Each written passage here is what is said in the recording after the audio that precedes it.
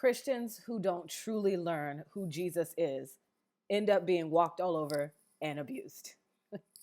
My name is Rika. Welcome back to my channel. And on this channel, listen, I'm in my 40s, so we talk about life in my 40s, which means career, dating, and of course, faith. So today, what I'm introducing is a Christian conversation. Because if you don't know this by now, I literally am talking to myself, to me 5 years ago, to me who was 28, who was 35 in these terrible, horrible relationships. And now looking back, I can say, I didn't know who I was. Back then, when I was 28, when I was 35, would I say, I didn't know who I was? Of course not, because I thought I knew, right? So that's who I talked to, the single Black woman of faith who still believes in marriage. And as someone who is still on the journey, processing what it means to be a woman of faith who's 41, single, and no kids. What I'm going to do now on this episode, you and I'm going to unpack my faith. I'm not going to be preachy, I'm just processing. Because am I the only one still processing this faith journey, even at this big age? Maybe it's just me. Maybe I'm the only 41-year-old woman who's still like, okay, what are we doing? What does this faith walk mean? And there's a lot of reasons why. Did you hear my dog? So don't mind the dog noises if you do hear them. So let's get back to my theory. Christians who don't truly learn who Jesus is often end up being walked all over and abused. Here is my thought process. And I'm going to say me as I'm just going to talk about me. I don't know. Again, maybe you're not processing at this big age. Maybe you got it all figured out with God. So I'm going to speak for me. Me as a Christian, Rika. When I didn't truly know who Jesus was when I was dating, I got walked on and abused because I didn't know who Jesus was. So as Christians, here's what I mean. We tend to leave with love. God is love. There's so many scriptures about love. Love is patient, love is kind. But without understanding Jesus, his full character, we can misinterpret what that love should look like. I did not understand what love actually meant in the eyes of Jesus. There's a quote by Pastor Dharius Daniels. And mind you, if I'm going to be looking down because I have notes, because I want to make sure that I literally type this out, because talking about faith and Christianity is super important to me. And I always want to be biblically based and also personally based. I don't want to talk about you, not really. If you relate, I think this can help, because the Bible does talk about sharing our burdens with one another.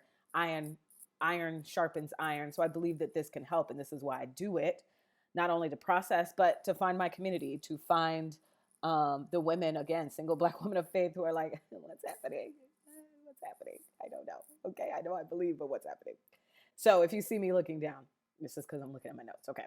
So Dharius Daniels has this quote, and he said, if you want to know what God meant by something, look at Jesus.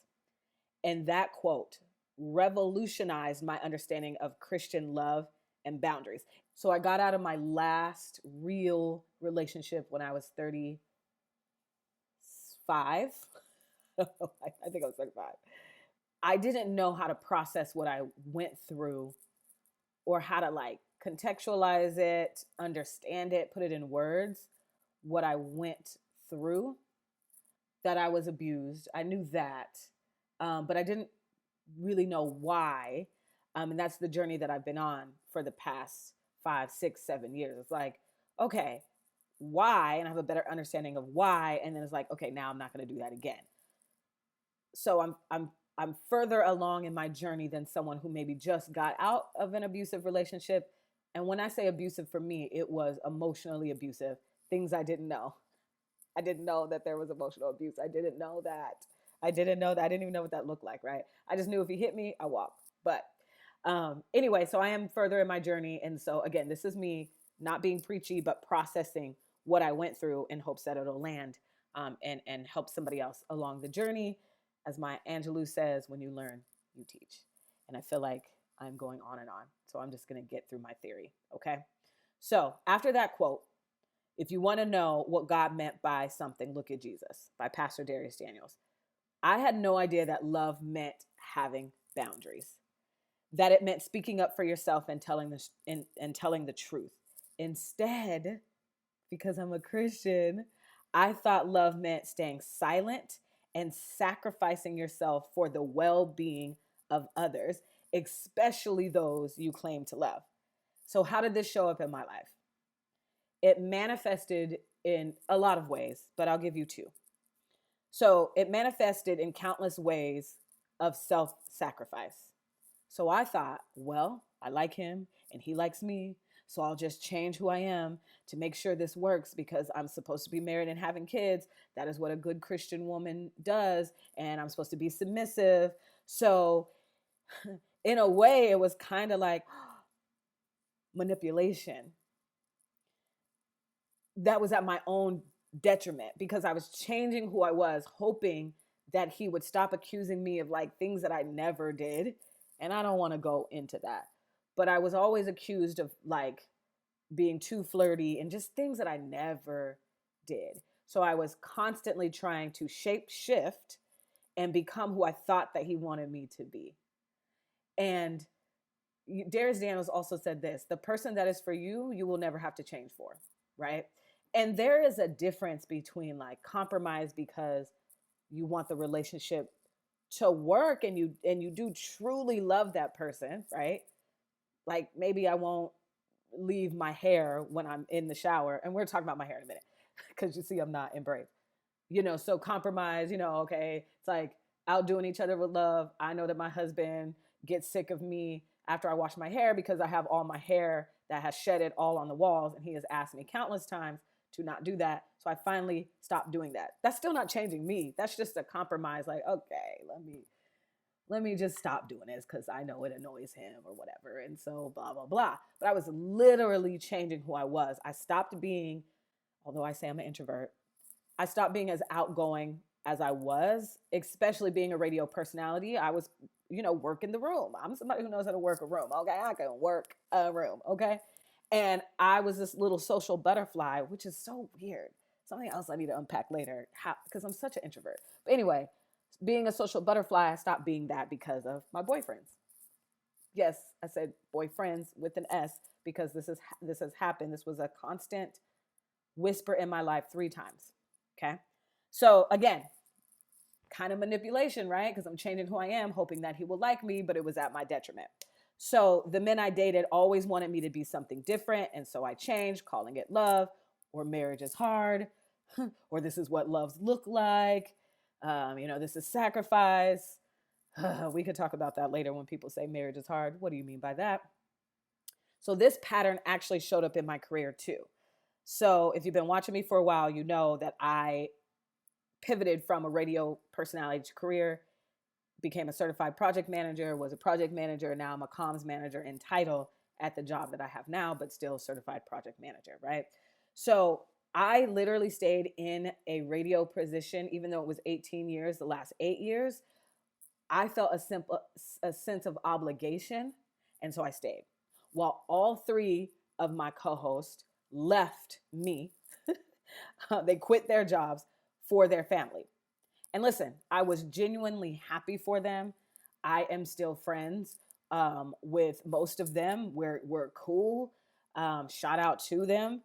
But I stayed behind and I let them leave for their families. And like, oh, that's normal. They have families. They're having kids. Here I am, this single woman. I'm not allowed to leave, right? So I stayed behind. Also insert fear here, but that's another conversation, okay?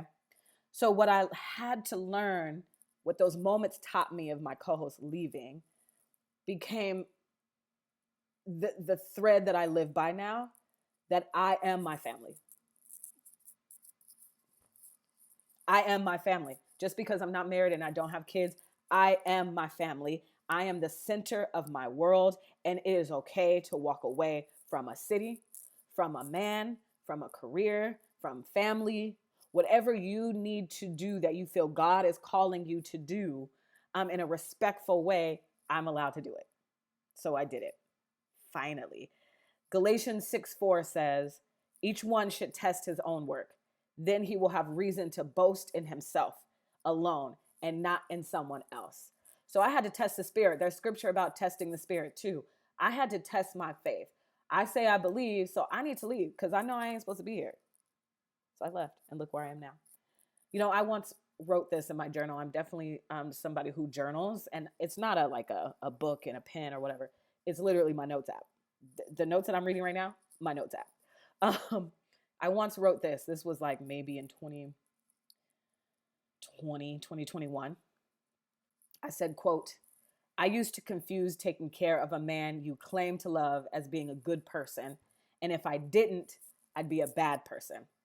So my wires there were obviously crossed on what defines a bad person versus having boundaries. There is a difference. And at the end of the day, I just want to be a good person. But there's a difference. And I also wrote this. Again, this must have been like 2022, maybe 2023, because I think this was during Darius Daniels' sermon where I got that quote from, I believe. So maybe this was 2023. Quote, I need to work on my detachment of letting things slide. I'm going to say that again. I need to work on my detachment of letting things slide, and I need to attach to being honest in moments with everyone, but especially men. Do you see what I'm saying? I need to work on my detachment of letting things slide. I used to let things slide, and I need to attach to being honest in moments with everyone. In those moments where I'm feeling like, oh my God, what just happened? Or I'm comfortable with that.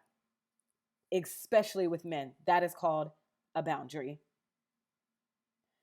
So now I am working on, and I believe I've, in a sense, mastered this at this now big age, right?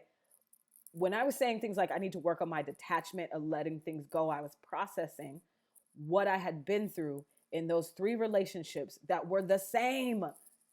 And I was so attached to just letting it slide because this is love. And this is what I'm supposed to be. And Christian women do this. And I'm supposed to be submissive. Also, why was I thinking about submissive as a girlfriend? Anyway, I wrote yesterday when I was writing in my notes to do this video, I said, now I have mastered speaking up about my needs and wants, especially in those moments where I used to just let things slide. I no longer do that. Thank God for growth, right? Thank God for growth. So how is this showing up in my life now at 41? Big and small ways. Again, I left a career after 18 years. And with men, I mean, I could literally talk about my behaviors with men for hours and how I look back and I really try not to cringe and hate that young lady who didn't know. But I'm definitely a product of, Maya Angelou says, when you know better, you do better. Whew. If when you know better, you do better was a person. Listen, okay? So I'll give you one example with a guy that I'm so proud of, right? So he texted me like one day, maybe at like 9 a.m. Like, hey, I'm about to be in your neighborhood at 7 p.m. What you about to be doing? Something like that. And I said, oh, probably I'll be at home. And that was 9 a.m. He called me at like 5:15, like, yeah, I'm about to head to your neighborhood. You want me to come get you? Sir, where were the plans? And listen, this is not a knock on him. This is more so, I have standards now, and I want to be with a man. How can I say this? I stopped lying to myself. I want tradition. I do. And that's with an asterisk and a longer story and a conversation I will have with the next man I'm with. I want tradition. And so a traditional man to me would have said something more like this. Hey, I'm going to be in your neighborhood tonight at 7 p.m. Would you like to go to dinner? Can I take you to XYZ restaurant? Are you available? Are you free? Not saying, I'm coming to your neighborhood at this time. What you about to be doing? And then when I say, oh, probably nothing at my house, there was nothing. What is 10 a.m. to 5 p.m.? That's a lot of hours in between where we didn't even have a conversation of you coming to get me, although he wouldn't be coming to get me, but because I'll meet him there. There was no conversation. Where are the plans? Especially, here's another caveat, and then I'll move on because I kind of want this to end now. I'm trying to make this under like 25 minutes. He had asked me, it's a guy that I met being outside, okay, and having fun. You know, how can I see you again? And I said, hey, you know what? It's whatever. When you plan it, then I'll see you again. That is my line to every guy. Because again, I stopped lying to myself. I want tradition. I want a guy to ask me out on a date. That is what I want. And so in order to get that, I have to hold the line. I have to. So anyway, I'll move on. So let's see. Okay. Hosea 4:6 says in the Bible, my people perish from lack of knowledge. So the lesson for me, the knowledge we should be gaining, right, is how Jesus lived. It's right there in plain sight in the Bible on how Jesus lived. And I get it. There's a lot of nuance in that Bible. I'm not naive to that. And the Bible is, people be like, the Bible is very clear. I'm like, not in 80% of the text, it is not. But how Jesus moved is very clear. And if you read it, when I started reading it, I started gleaning how God was executing. Jesus didn't say like, here's a boundary, I'm about to execute it. Everybody who's reading this text or who will read the text in the future, boundary, pay attention. No. But the way Jesus was moving amongst the peoples in those Bible days, he was executing boundaries. Okay. He spoke truth, even when uncomfortable. He withdrew when needed. He said no when necessary. No when necessary. One more time. Jesus said no when necessary. Now listen, sometimes I still fear saying no. But then I remember that God has not given me the spirit of fear, and this person is not my savior. So Rika, you need to speak.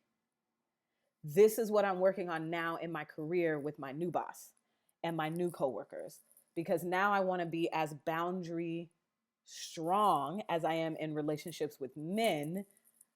I want to be that in my career as well. So anyway, what I know now for certainty is letting people, men, treat me any old kind of way is not godly at all. And true Christian love includes self-respect, boundaries, and truth telling. It's about loving others while honoring the person God made you to be. So again, I go back to the person, guy that is for me, friends, whatever, will not require me to change who I am to be in this relationship, not the core of me. So if I'm a social butterfly, I'm going to be a social butterfly. And the guy that is with me will be like, there go my social butterfly. Ain't that she's so cute. Oh, let me go give her something to drink because she's probably thirsty because she's talking too much, you know?